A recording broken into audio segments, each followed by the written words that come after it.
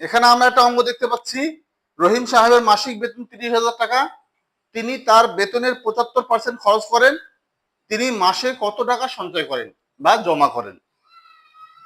তাহলে মাসিক বেতন আমরা দেখতে পাচ্ছি 30,000 টাকা, আর 75% কি করেন? খরচ করেন। তাহলে নিশ্চয়ই বাকিটুকু জমা করেন। 100 টাকা, 100%-এর মধ্যে 75% যদি খরচ করেন, তাহলে বাকি টাকা জমা করেন, 25% জমা করেন। তাহলে আমরা লিখবো 30,000-এর জমা করেন, সঞ্চয় করেন, সঞ্চয় করেন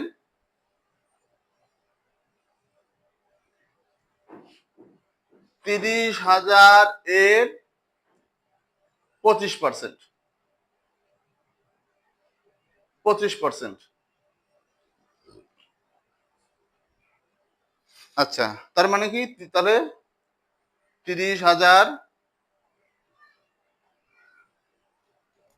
এর মানে গুণন 25%, মানে উপরে 25, নিচে পার্সেন্টের কারণে 100, তাই না?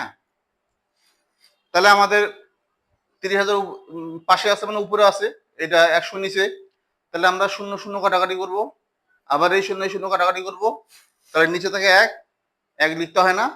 এখন তাহলে 25 দিয়ে 300 কে যদি গুণ করা যায়, 25 0 0, 25 0 0, 3 25 75, 7 10 5 75। তাহলে আমাদের 7,500 টাকা জমা করেন। তাহলে তিনি মাসে কত জমা করতেছেন? 7,500 টাকা।